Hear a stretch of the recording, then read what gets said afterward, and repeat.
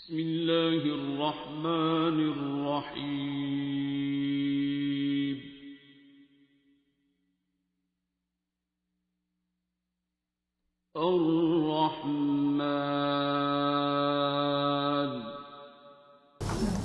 मरीज़ हमारे पास शिफ्ट हुआ कि ये मुख्तलिफ़ हस्पतालों से होता हुआ हमारे हॉस्पिटल आया। बिल्कुल सूख के वो कांटा हुआ था। 55-60 साल का वो आदमी था, बहुत ही पतला दुबला, और हमारी ज़ुबान में यूजुअली हम कहते हैं बोन एंड स्किन, पानी की शदीद कमी और बुरा हाल। उम्र उसकी 55-60 साल थी। जो उसके साथ एक ही लड़की थी वो 20-25 साल की थी, और वो अपने आप को उसकी बीवी बताती थी। मेरे जूनियर डॉक्टर्स ने मुझे राउंड कराया तो उन्होंने कहा जी कि ये फ़लाँ वार्ड से शिफ्ट हुआ है, इसको 4 महीने से शदीद दस्त लगे हुए हैं, ये कुछ भी खाता है तो इसको डायरिया लग जाता है, और इसके सारे टेस्ट हो गए हैं, गैस्ट्रोस्कोपियाँ, एंडोस्कोपियाँ, बायोप्सी, हर चीज़, इसके कुछ नहीं आ रहा, तशख़ीस नहीं है। लेकिन अब इसकी हालत इतनी बिगड़ गई है कि ये आईसीयू में शिफ्ट हो गया है, वेंटिलेशन के लिए हुआ है, और इसको कोई दवाई काम नहीं कर रही है। बल्कि मेरे एक जूनियर ने मुझे कहा कि जिस वार्ड से शिफ्ट हुआ है वहाँ की सीनियर डॉक्टर एक हैं, उन्होंने तंजन कहा है कि डॉक्टर साहब ने कहो इनू सूरत रमान सुनाना। तो ना तो टेस्टों में कुछ आ रहा है और ना कुछ आ रहा है। 4 माह से ऐसे है। तो जो हिस्ट्री होती है, हम जो डॉक्टर्स कॉमन चीज़ें होती हैं वो सारे पूछते हैं। तो बच्चों ने मुझे बताया, जूनियर डॉक्टर्स ने, कि ना शुगर है, ना ये नहीं, वो नहीं, फ़लानी। मैंने इन्हें कहा कि इसका एड्स का टेस्ट करा लें। तो बच्चों ने कहा कि जी पिछले साल इसका एड्स का टेस्ट मेयो हॉस्पिटल में हुआ था, तब भी इसको इसी तरह डायरिया लगा था और वो नेगेटिव है, और लेकिन पिछले साल फिर ये डायरिया ठीक हो गया था 2-3-4 माह के बाद, फिर ये बहुत बेहतर हालत में हो गया था, लेकिन अब फिर इसको 4 माह से ये है और अब इसकी ये हालत हो गई। अब ये बेहोश था वो, खैर वेंटिलेटर पे चला गया, लेकिन मैंने फिर भी उसका एड्स का टेस्ट भेज दिया कि भेजो उसकी बीवी का।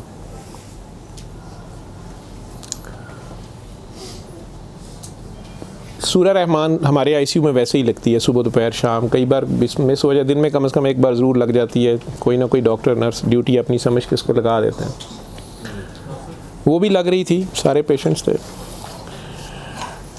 जहाँ तक जितनी मेरी याददाश्त साथ देती है कि तीसरा दिन था तो मेरी जूनियर डॉक्टर का मुझे फ़ोन आया, बड़ा पैनिकी।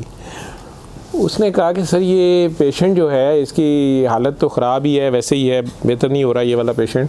इस पर अचानक एक चेंज आई है कि ये सूरा रहमान जब भी लगती है, मैंने नोट किया है, लेकिन नर्सेज सुबह से बता रहे थे, लेकिन मैंने ये नोट किया अब कि जब भी लगती है इसके नाक और मुंह से वैसे उसके पाइप डाला हुआ था, फेफड़े, हम सांस उसको मशीन, सांस वाली मशीन से जो है ना वो उसके लिए पाइप डाला हुआ था, नाक में भी एक नाली थी मैदे के लिए, बेहोश था। उसने कहा जी इसके नाक में से सुंडियाँ उबलना शुरू हो जाती हैं बाहर को, और नर्सेज इसके ऊपर ड्यूटी करने से तंग हो रहे हैं। तो अब शक्कर एक मशीन होती है जिससे हम मरीज़ के अंदर से एक बलगम निकालते हैं जो नेगेटिव प्रेशर से सक करती है। तो सर इसको हम सक करते हैं, लेकिन ये नहीं समझ आ रही कि ये कहाँ से आ रहे हैं। मैंने कहा इसके मैदे से खींच के देखें, उन्होंने कहा जी उधर से नहीं आ रहे। मैं कि इनकी सांस वाली नाली से आ रहे हैं, जी उसमें से भी नहीं आ रहे। लेकिन जब सूरा रहमान बंद करते हैं ये ख़त्म हो जाते हैं, ये बाहर नज़र नहीं आते। यहाँ हमारी हड्डियों में खाली जगह होती है, उन्हें हम साइनस बोलते हैं डॉक्टर्स। तो मैंने कहा यार फिर इसके ये साइनस से आ रहे हैं, और मेडिकली हम इसे मैगट्स इन्हें कहते हैं हम। शुगर का मरीज़ बेचारा आखिरी स्टेज पे, कई बार उसके ज़ख़म बहुत ख़राब हो जाए तो उसमें कीड़े कई बार पड़ जाते हैं इस तरह।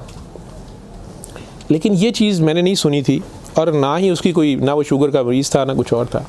मैंने डॉक्टर साहब से कहा कि आप जो है ना इसका ये तो अब एंटीबायोटिक्स जा रही हैं, सारा कुछ जा रहा है, वैसे इसके एड्स के टेस्ट का पता करें वो कब तक आएगा। तो मुझे लग रहा है कि इसकी क़ुव्वत मुदाफ़ियत कोई नहीं है, और ये कीड़े इस तरह पड़ गए। अगले दिन जब मैं राउंड पे आया तो मुझे एक और कहानी पता चली। उन्होंने कहा जी कि इसकी बीवी जो है ना उसने कल रात को हमारी स्टाफ से लड़ाई की है, और वो क्रिश्चियन हमारी जो स्टाफ है नॉन मुस्लिम, शायद उन्हें बड़े गुस्से में उसने कहा कि तुम लोगों ने हमारा मरीज़ ख़राब कर दिया और कीड़े डाल दिए हैं, आप लोगों की केयर अच्छी नहीं है। थी वो बिल्कुल लोअर सोशियो इकनॉमिक स्टेटस से, पुअर, जो अनपढ़ तबका जिसे कहते हैं।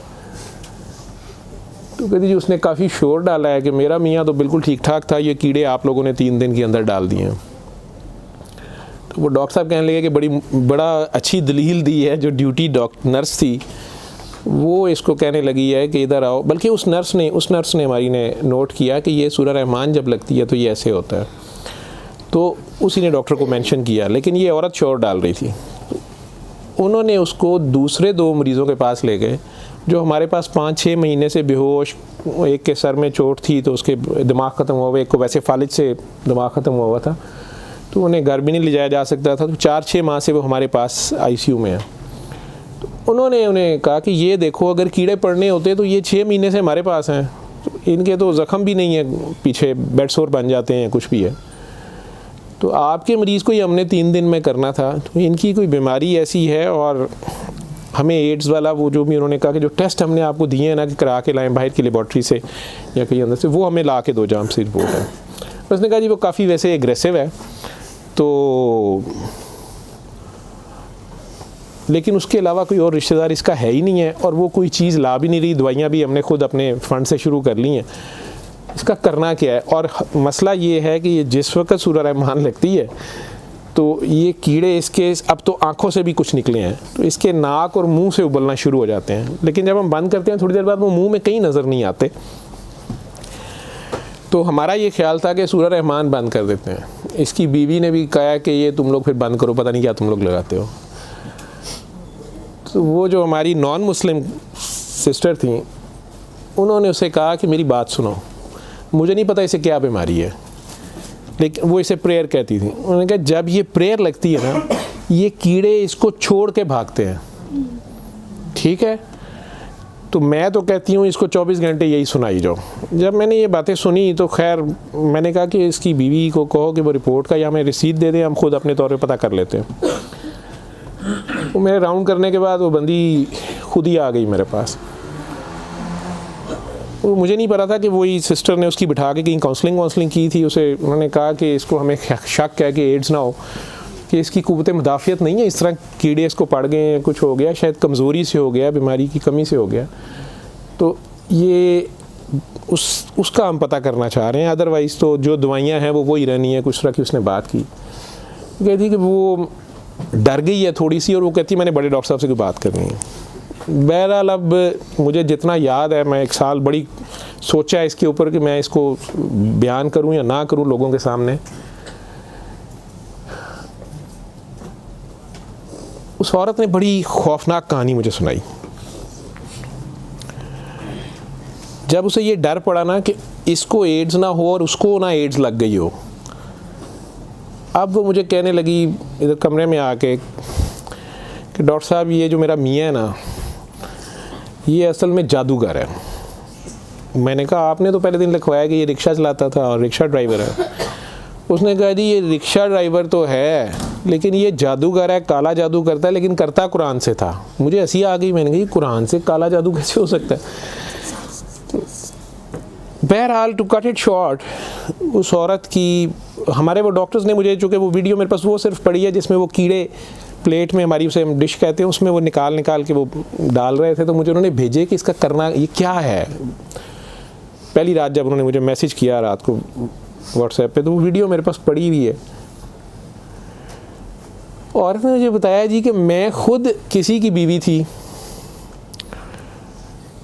उसकी माँ मुझे बड़ा तंग करती थी और मैं चाहती थी कि ये मेरे अंडर आ जाए। मुझे किसी औरत ने, दूसरी ने बताया, हमसाई ने बताया कि ये खामन तुम्हारा गुलाम हो जाएगा, तुम इसके पास चली जाओ। बाकी तफसीलात में मैं नहीं जाता, जो कुछ उसने मुझे बताया, उसने कहा जी कि ये इसका जादू का तोड़ ही नहीं था और इसका काम लाजमी इसका होता था, ये जैसे भी करता था।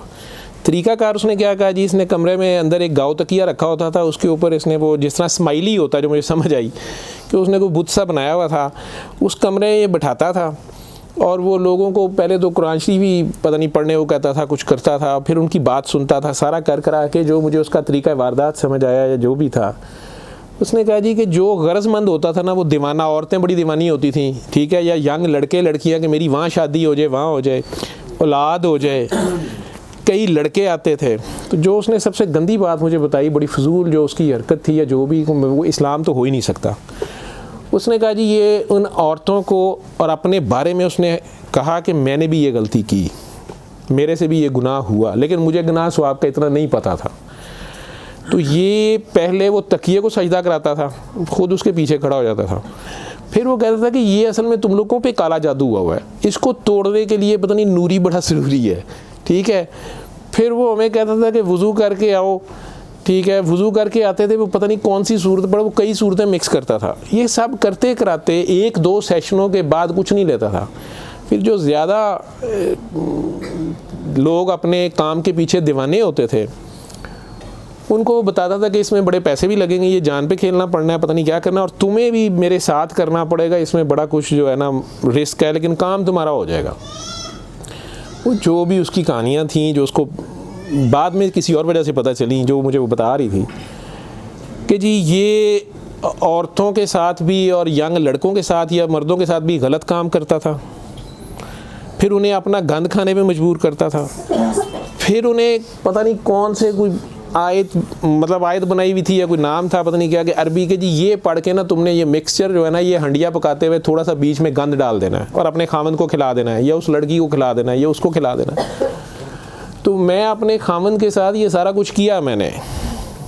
अब मुझे बताएं कि जब वो उस बंदे के साथ ही सो गई तो उसके खामन तो वो रहा ही नहीं है ना, तो ना वो मुसलमान रही है, ना वो ये हरकतें सारी। अब उसके बाद बकौल इन खातून के, इस लड़की के, कि जी वो खामन जो मेरा था उसमें तो तब्दीली नहीं आई, उसने मुझे फुल मारना शुरू कर दिया, और मुझे इसकी, मेरे तड़प इसकी तरफ भागती थी कि मैं इसके पास आऊँ। तो फिर मैंने इसके पास वैसे आना शुरू कर दिया कि मैंने तुम्हारे साथ शादी करनी है, मैंने उधर से तलाक लेनी है, मैंने ये करना है वो करना है। तो मैं उन्हें बताए बगैर इसके पास आ गई। इसके साथ मैं 6 माह रही। इसने कहा कि फिर ऐसे ही रहना पड़ेगा, और इस सारे काम में मैं शामिल हुई।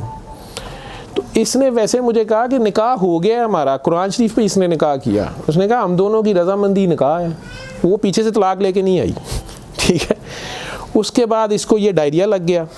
डायरिया लगने के बाद ये कहती है कि जी मेयो अस्पताल में जब हम थे 4 महीने हमें हो गए, और बुरा हाल था इसका पिछले साल। तो ये एक दिन मुझे कहने लगा कि मैं कहता हूँ कि मैं अल्लाह से तौबा कर लूँ,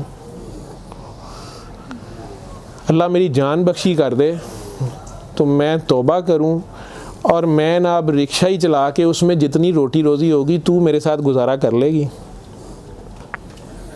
और तू भी वापस चली जा अपने खामन के पास, ठीक है। और उधर से जाके तलाक ले ना ले, और ये निकाह नहीं है, और जो भी उसने कहा कि जी हमने तौबा कर ली बकौल उसके, जो उसकी समझ थी। ये कहती है जी मैं वापस गई, मेरे खामन ने फिर मुझे मारा। उसने कहा मैं तुम्हें तलाक दे चुका हूँ, तुम मेरी तरफ से फारिग हो, तुम कहाँ से आई हो, ये आई हो, इतनी देर बाद आई, जो भी आई हो। खैर मैं फिर वापस इसके पास आई। तो ये कहती है कि जी वो मैं कोई 48 घंटे बाद, शायद 2 दिन बाद वापस आई है। देखो मैं अस्पताल थी, डॉक्टर बड़े हैरान सन, ये पेट से ठीक हो गया सी, यदि टट्टियाँ रुक गई सन। उन्होंने क्या दवाई फलानी माफक आ गई है, फलानी माफक आ गई है। तो ये अपने पैरों पे खड़ा हो गया। अगले कोई 10-12 दिनों में उन्होंने छुट्टी दे दी। फिर ये मुझे मस्जिद एक में लेके गया, वहाँ हमने निकाह किया, ठीक है। निकाह किया, ये रिक्शा चलाना शुरू हो गया। तो डॉक्टर साहब 6 महीने इन्हें बड़ी मेहनत की थी, ये रिक्शा भी चलाया, मैं भी कदे सुखी गिली खांदे सा चंगा भला सी।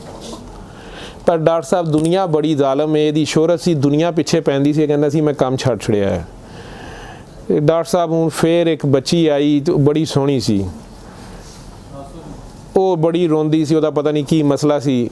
डॉक्टर साहब ने ਉਹਦੇ ਨਾਲ फिर वही काम शुरू कर लिया। इन्हें फिर वही काम शुरू किया। मैं ਇਹਨੂੰ पहले कहती रही हाँ, लेकिन डॉक्टर साहब ਇਹਦੇ 'ਚ पैसे बड़े आते सन।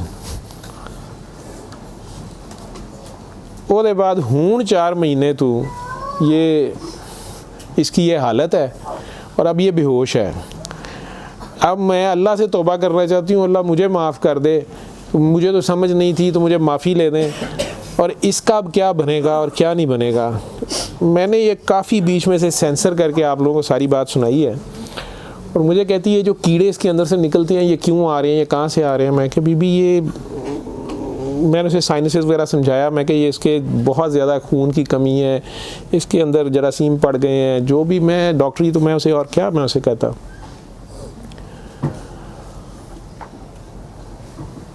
और उस वक़्त सारी बात सुना के तो उसने वो रिपोर्ट अंदर से निकाली और मुझे कहती है जी ये रिपोर्ट में तो इसको HIV की रिपोर्ट थी कि जी वो उत्थे रिपोर्ट वाले मैनू कहा है कि डॉक्टर साहब फौरन जाके दिओ ते तुसी वो लैबोरेटरी में कहीं पूछती रही तो उन्होंने कहा जी तुसी उत्थों जाके पूछो तो मैं दसिया मेरे खावन दी मैनू दसो उन्हें कहा तुसी अपनी भी कराओ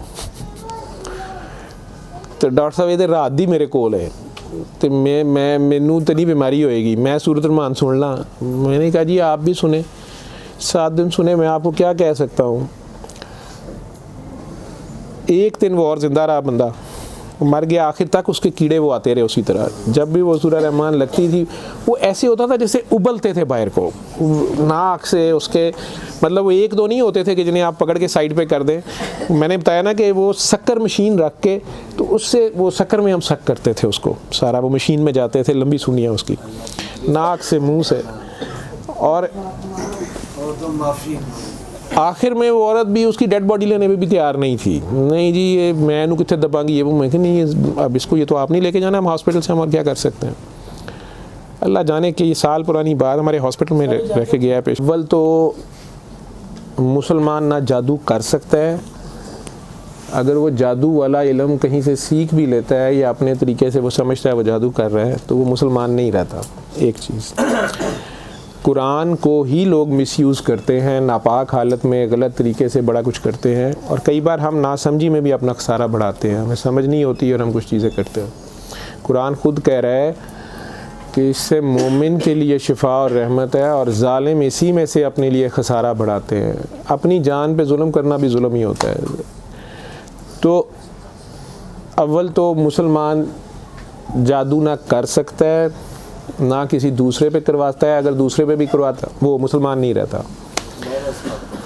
जब आप जादू के चक्कर में पड़ेंगे ये खुद शिरक है। आप अल्लाह बनने की कोशिश कर रहे हैं ना आप अपनी मर्ज़ी के रिज़ल्ट्स लेने की कोशिश कर रहे हैं ठीक है माफुकुल फितरत तरीके से और फिर उससे ज़्यादा बड़ी बदबख्ती कि अल्लाह के कलाम को मिसयूज़ करके वो सारा करके तो वो मुसलमान नहीं रहता। मैंने उस दिन भी बताया था वो बच्ची अमेरिका से जो फ़ोन कर रही थी आप लोगों के सामने ही यहाँ मैंने उसे कलमा शहादत पढ़ाया था तो उसे दोबारा कलमा पढ़वाया था क्योंकि उसको पता नहीं था। यहाँ वो आई तो वो उससे यही काम किसी और ने करवाया। वो मुसलमान रह ही नहीं गई हुई थी और खामन से लड़ाई उसकी चल रही थी उनका आपस में फसाद हो जाता था ठीक ठाक प्रॉब्लम में थे। फिर उससे दोबारा से बावजू हो के आप कलमा पढ़ें। ज़िंदगी में अगर ऐसी कभी गलती कर दी है तो अल्लाह से माफ़ी मांगे अल्लाह नबी से और दोबारा से कलमा पढ़ के मुसलमान हो। दूसरा अगर आप में से किसी को वहम है कि आप लोगों पे जादू है तो किसी बाबे के पास जाने की ज़रूरत नहीं है। ये तो फटाफट आप लोग कहते हैं कि जादू बरहक है और जी जादू नबी करीम सल्लल्लाहु अलैहि वसल्लम पे भी हो गया था। नबी करीम सल्लल्लाहु अलैहि वसल्लम ने उसको कैसे तोड़ा था उन्होंने क्या तरीका बताया। एक बार सूरह फलक एक बार सूरह नास या आप 3 बार सूरह फलक 3 बार सूरह नास पढ़ लें जादू ख़त्म हो गया। औज़ बिल्लाहि मिनश शैतानिर रजीम पढ़ते ही ख़त्म हो गया। वैसे तो मुसलमानों पे तो होता ही नहीं है। मैंने सूरह मोमिनून की 89 आयत बार बार रेफरेंस दिया है। मैं किसी बहस में नहीं मजहबी में पढ़ना चाहता। अल्लाह बड़े वाज़ेह तरीके से उसमें बता रहे हैं कि इनसे पूछो सूरह मोमिनून में 84 से 89 तक इनसे पूछो कि आसमान और ज़मीन का मालिक कौन है ये सारा कुछ किसने बनाया ये फ़ौरन कहेंगे अल्लाह ने। इनसे पूछो तुम्हारी ज़िंदगी और मौत का हर चीज़ कौन फनी कहेंगे अल्लाह में। फिर इनसे पूछो फिर तुम कहाँ से जादू कर दिए जाते हो। जब हर चीज़ का मालिक वो है तो फिर ये जादू तुम लोगों पे कहाँ से हो जाता है। ये हमारी अपनी सोच में होता है। 99% लोग तो साइकी के मरीज़ बने होते हैं और ये असल में आपस की नफ़रत होती है। हमारी आपस की नफ़रत हसद कीने बुग़्ज़ लालच हवस ये जो हमारी सोच की लहरें हैं ये ज़रूर एक दूसरे को डिस्टर्ब करती हैं। ये नज़र लग जाती है माँ की नज़र अपने बच्चे को लग जाती है प्यार से ही देख ले उसको ज़्यादा एनर्जी चले गई बीच में माशाल्लाह नहीं कहा फोकस अल्लाह से हटा बच्चे पे गया आपका। तो अल्लाह के रेफरेंस से उस बच्चे को देखें कि माशाल्लाह मेरा बेटा कितना प्यारा तो फिर नज़र नहीं लगती है। ये बातें आपको समझाई गई हैं कि फोकस आपका अल्लाह रहे। नाउज़ बिल्ला कई बच्चे मेरे साथ ज़्यादा प्यार से जब ज़्यादा चलते हैं आप अल्लाह हैं नाउज़ बिल्ला मैं अल्लाह कैसे हो सकता हूँ। फिर उन्हें मैं कहता हूँ कि बेटा ये कुफ्रिया कलमा है। किसी बात से कोई बंदा मुद्दतों से फंसा होता है उसमें से निकलता है कई बहुत बड़ी बात कर देते हैं। होश के लोग नहीं होते हैं, जब तक होश में नहीं होते हैं तो उस वक्त तक तो उन पे हद नहीं लगती, लेकिन जब होश आ गई है उसके बाद ये बात कुफ्र में आती है और अल्लाह ये बर्दाश्त नहीं करता। आप नासमझी में भी कर रहे हो, बच्चा नासमझी में भी उल्टी सीधी हरकतें कर रहा हो तो माँ तो कान पकड़ लेती है, उसने भी उसे सिखाना तो होता है, उसे साबित तो कराएगा, पहचान तो करा के छोड़ेगा अल्लाह कौन है, अल्लाह कहाँ है। ठीक है, आयतुल कुर्सी का मतलब है कुर्सी की निशानी, कुर्सी का इशारा।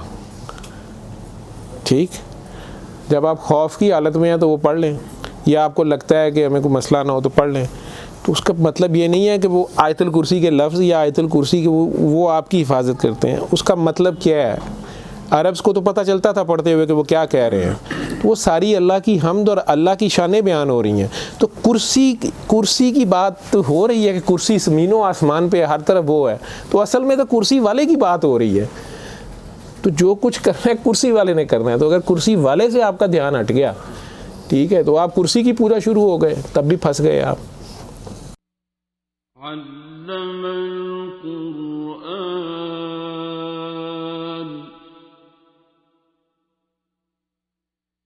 خلق الإنسان